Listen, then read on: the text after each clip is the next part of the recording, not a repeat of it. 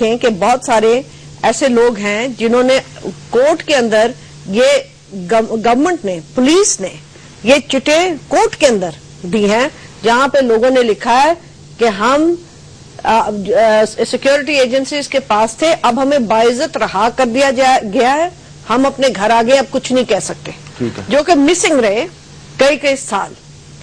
اور بھی لوگوں نے آ کے بتایا ہے جو ٹارچر ہوئے وہاں پہ کہ ان کے ساتھ کس طرح ٹارچر کیا گیا۔ ایک بات بتائیے گا، یہ آپ کی human rights commission of Pakistan کے دو ایکٹیوسٹ نعیم صابر اور صدیق ایڈو، ان دونوں کو قتل کیا گیا، کس نے قتل کیا؟ دیکھیں، صدیق ایڈو کا تو کوئی اس میں شک نہیں ہے کہ صدیق ایڈو کو پہلے تھریٹس آتی رہی ہیں اور ان کو یہ کہا گیا کہ آپ انسانی حقوق کا کام کریں گے تو آپ کا کام تمام ہو جائے گا۔ اور جو دوسرے صاحب ہیں وہ تو اپنی دکان میں بیٹھے تھے، نعیم صاحب وہ اپنی دکان میں بیٹھے تھے تو وہاں فائرنگ ہوئی۔ ٹھیک ہے، اب ان کا ہم فار سرٹن نہیں کہہ سکتے مگر ایڈو کا تو بڑا سرٹن ہے۔ اسی طریقے سے ہمارے دو وکیل سپریم کورٹ نے ان کا کیس لیا ہوا ہے، دونوں جو ہیں وہ پکڑے گئے ہیں کیونکہ وہ مسنگ پرسنز کے کیس کرتے تھے، اور اسی طرح ان کے بھی بھائی کو پہلے پکڑا، اب وہاں پہ یہ سپریم کورٹ میں بھی کیس چل رہا ہے۔ اور دیکھیں حامد صاحب، میں آپ کو صحیح بتاؤں کہ یہ جو 140 لاشیں مسک شدہ ہیں، یہ ایک پیغام ہے ہمارے سب کے لیے، ساری سول سوسائٹی انکلوڈنگ کورٹس، کہ آپ جہنم میں جائیں، جو مرضی کر لیں، ہم وہی کریں گے جو ہم کرنا چاہتے ہیں۔ مجھے تو تشویش ہے وہ یہ ہے کہ ایک تھنکنگ کے خلاف بات ہو رہی ہے۔ ٹھیک ہے، ان میں سے کئی ملیٹنٹس ہوں گے، میں نہیں کہہ سکتی، اور اگر ہیں تو ان کے اوپر کیس چلائیں، 100 بسم اللہ، ہم کون سا ملیٹنٹس کو پروٹیکٹ کریں، مگر یہ جو ایک تھنکنگ ہے اس کو ختم کرنے کے لیے، اور جب ہم مثلاً پچھلی 2 فیکٹ فائنڈنگز میں گئی ہوں، جو بایس میں نے پایا بلوچ کے خلاف، یعنی بار بار ہمیں یہ کہہ رہے تھے کہ وہ 1 سال بعد نہاتا ہے۔ آفر صاحب خٹک صاحب بھی میرے ساتھ تھے۔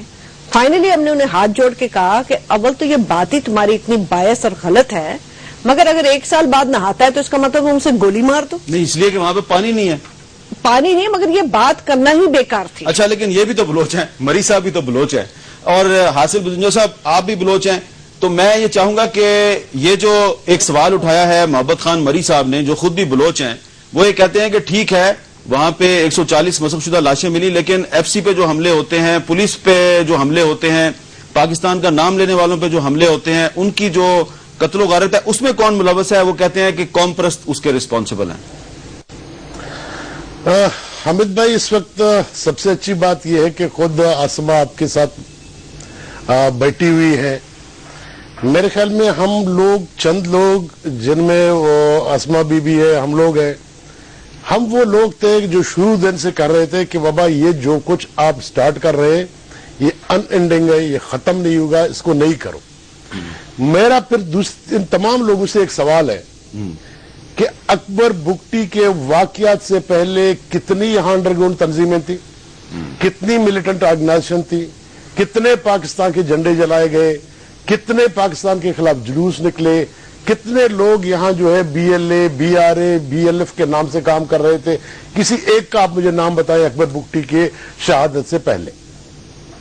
اسی بات کو اسما نے بھی کہی، ہم بھی کہتے رہے کہ بابا خدا کے لیے یہ نہیں کرو، اس کے نتائج آپ کو آگے لمبا بھگتنے ہوں گے۔ جو بات نہیں سنی گئی، اب وہ محبت خان کہتا ہے جی نیشنلسٹوں نے مارا، وہ کہتا ہے فلان نے کیا، الزام جو ہے نیشنلسٹوں پہ آتا ہے۔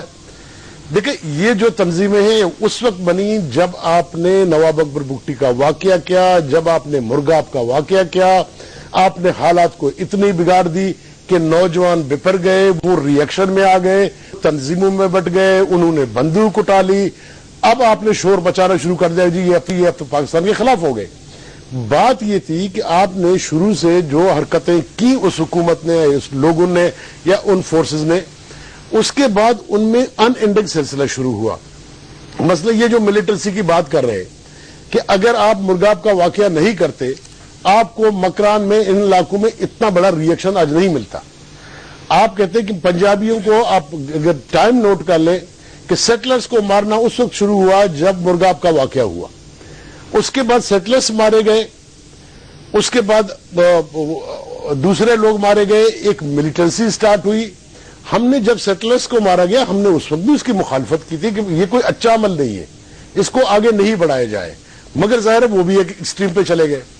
پھر ہمارے انٹیلیجنس آرگنائزیشن والے آ گئے تو انہوں نے کیا کیا کہ انہوں نے لوگوں کو پکڑ کے ان کو گولیاں مار کے باہر پھینکنا شروع کر دیا. اب آپ اس ملیٹنسی کو اگر آپ ایک طریقے سے دیکھیں، اس کو کریٹ کیا گیا. فرض کریں میں 2 منٹ کے لیے مطلب آسما بی بی کو بار بار وہاں اخبار والوں نے کل پوچھا کہ جی آپ بتائیں انڈیا ہے نہیں ہے. انہوں نے کہا جی انڈیا کو پروف کرنا میرا کام نہیں ہے، آپ لوگوں کا آپ ثبوت دیں جو یہ کام کرتے ہیں. مگر میں آپ سے یہ سوال کروں گا ان لوگوں سے جو اخبار میں یہ پوچھتے ہیں کہ انڈینز کا ہاتھ ہے نہیں ہے. فرض کریں انڈیا کا ہاتھ ہے، انڈینز کو یہ موقع کس نے دیا ہے؟ اگر آپ مجھے پوچھیں گے this chance given by the Pakistan army. اگر پاکستان آرمی ڈیرا بکٹی میں ایکشن نہیں کرتا، مرغاب میں اس طرح لوگوں کو نہیں مارتا، شاید اگر انڈیا ہے تو اس کو موقع ہی نہیں ملتا، یہ بات ہی نہیں چلتی. اب دوسری بات یہ تھوڑا سا میں آسما بی بی کی جو رپورٹ ہے، کیونکہ مجھے پرسوں نے ریکویسٹ بھی کی تھی کہ آپ لوگ اس پریس کانفرنس میں آئے، میں نہیں آ سکا. دیکھیں اب بھی ان کی جو ڈیٹیل رپورٹ ہے، دیکھیں میں نے آپ کے پروگرام میں حامد میر صاحب میں نے کتنی بار کہا ہے کہ بابا لوگ اس طرح اٹھائے جا رہے ہیں، مارے جا رہے ہیں، پھینکے جا رہے ہیں. ہم نے کئی دفعہ آپ سے کہا کہ اسٹیٹ اور دوسرے عام لوگوں میں ایک فرق ہونا چاہیے. اگر ملیٹنٹوں نے جا کے ایک پروفیسر کو مارا ہے میں اس کو کنڈم کرتا ہوں، مگر ایجنسی جا کے دوسرے پروفیسر کو مارے گا کہ وہ تمہاری حمایت کر رہا ہے، دس از ٹو مچ. آپ دیکھیں نا، اب یہ ہے کہ جب اسٹیٹ ان ہو جائے، اسٹیٹ اسی طرح ایکٹ کرے جیسا جن کو آپ کرمنل بولتے ہیں وہ کر رہے ہیں، تو اس کے حالات اور خراب ہوں گے. یہاں تھوڑا سا HRCP کی رپورٹ سے میں ڈیفر کروں گا تھوڑا، کیونکہ یہ فگر پہ آئی ایم ناٹ ایگریڈ، کیونکہ ہمارے پاس جو فگر ہے وہ 230 پلس ہے. دیکھیں نا، انہوں نے تو فگر دینی ہے جب ان کے پاس ایویڈنس ہوگی. تو ایویڈنس ان کے پاس 140 کی ہے. ہو سکتا ہے کہ آپ کی انفارمیشن درست ہو. اس پہ ہم بات اپنی گفتگو جاری رکھیں گے. چھوٹا سا وقفہ لیتے ہیں اور وقفہ ہم یہ سوال پوچھیں گے محبت خان مری صاحب سے کہ کیا حاصل بدنجو صاحب کا یہ کہنا درست ہے کہ ریاست غیر ذمہ داری کا مظاہرہ کر رہی ہے اور اس کی وجہ سے تشدد جنم لے رہا ہے. وقفے کے بعد دوبارہ ملتے ہیں.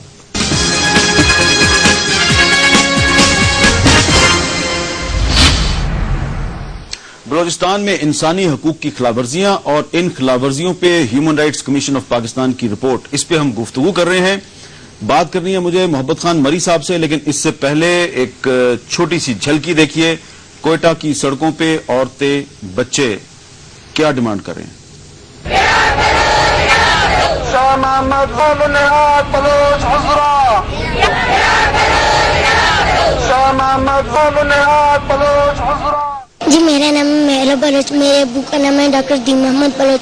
28 جون 2009 سے وہ لاپتہ ہیں. وہ خوددار تحصیل اور ناٹ سے وہ لاپتہ ہیں. وہ اپنی ڈیوٹی میں تھی. آدھی رات کو پاکستان کو خفیہ ادارے والے آ کے انہیں لے گئے. 2 سال ہوئی اب تک ان کی کوئی بھی خبر نہیں ہے. ابھی میرے ابو کو نہیں لے، میں پڑھائی بھی اپنی ختم کر لی ہے کیونکہ میرے ابو نے ہمیں خرچہ کون دیا. جی تو بچے بھی کہہ رہی ہے خفیہ ادارے اس کے ابو کو لے گئے. حاصل بدنجو صاحب بھی یہی کہہ رہے ہیں اور گھما پھرا کے بات کی ناصر علی شاہ صاحب نے، انہوں نے بھی یہی بات کی ہے اور رپورٹ بھی یہی کہہ رہی ہے. تو آپ کیسے ڈینائی کریں گے اس کو؟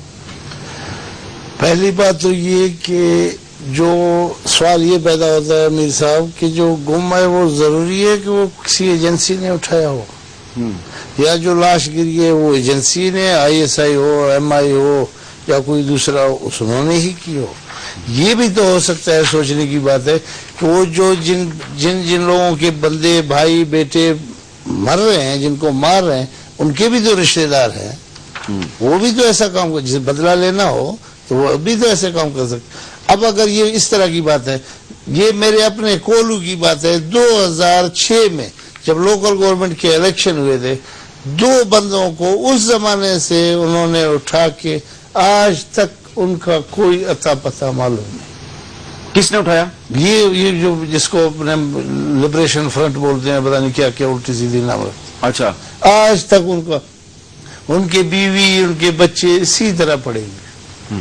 اب ان بیچاروں میں خدا گواہ ہے کہ میں نے کہا جی آ جائیں اسلام آباد میں آواز اٹھاتے ہیں، انسانی حقوق والوں کو جگاتے ہیں، عدلیہ پاکستان کی عدلیہ کو بولیں گے آ جائیں میں تمہوں کے ساتھ ہوں. ان بیچاروں میں اتنی ہمت نہیں ہے کہ وہ آواز اٹھائیں گے. تو وہ تو پہلے تو لے گئے، بقایا جو لوگ ہیں ان کو بھی مار دیا جاتا ہے. اچھا، اب آپ یہ لوگ کی کون- بات بالکل درست ہے. آپ ان کو ہمارے پاس لے آئیں, ہم ان کے لیے بھی آواز اٹھائیں گے. اب ان بیچارے وہ اگر آپ چل کے آ جائیں پھر چلیں. میں اس کی گواہی, اگر وہ بیچارے ڈرتے ہوں گے, چلیں، نہیں میں تو چل کے پورا آ جاؤں. کولو اس بات کی گواہی دے گا کہ 2006 سے گمشدہ لوگ ہیں جو صرف اپنا ووٹ استعمال چلیں, کریں گے. میں چل کے کولو چلا جاؤں گا, میں لیکن ویلکم آپ کو کرتا ہوں, آپ آ جائیں, ان کے خاندان, اس کی بیوی بچوں ٹھیک ہے. کو, پھر وہ تصویر میری بہن, میرے معزز, ان کو بھی دکھا دیں چلیں. کہ جی یہ بھی انسان